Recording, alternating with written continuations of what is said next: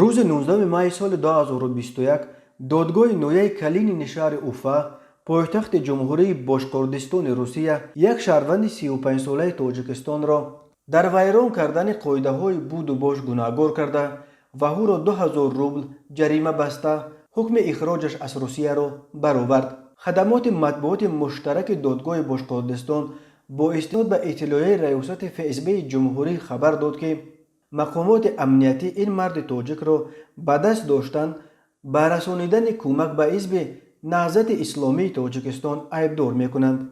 حزب نهضت اسلامی تاجیکستان یک تشکل مخالف حکومت کنونی تاجیکستان است که فعالیتش در آن کشور منع شده بر روی خط سیاه سازمان‌های تروریستی و افراطی شامل کرده شده است. حکم دادگاه باشقردستان هنوز به اجرا ندرآمده است. تفصیلات دیگر این پرونده دسترس نیست. مقامات باشقردستان اسم مهاجر تاجیکی را که به همکاری با حزب نهضت اسلامی تاجیکستان عیبدار می شود نشر نکردند، ولی نشریه روسی کمرسنت از منابع خود معلوم کرده است که او رستم زمانوف نام دارد. در شبکه فکنتاکت درباره یک رستم زمانوف از اوفا معلومات به دست آمد، ولی او بار اول و آخر سال 2015 به این شبکه در آمده تنها فعالیتی که کرده است گذاشتن یک عکس بود که این عکس را در بالا میبینید. نمایندگان حزب نهضت اسلامی تاجیکستان میگویند درباره رستم زمانوف و فعالیت‌هایش برای این حزب چیزی نمیدانند.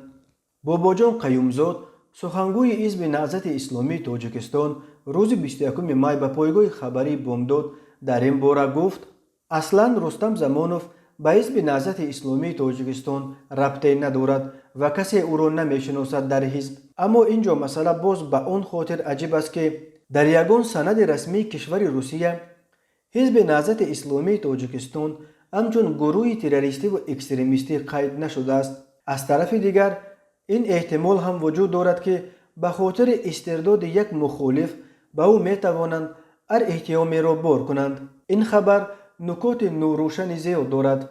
بعد آنکه فعالیت حزب نهضت اسلامی تاجیکستان در سال 2015 منع شد، رهبران حزب اظهار داشتند که به خاطر امنیت اعضا و طرفدارانشان تمام فعالیت‌هایشان را در داخل تاجیکستان و کشورهای اسنگ که با دوشنبه قرارداد درباره سپردن افراد تحت جستجو را دارند قطع می‌کند.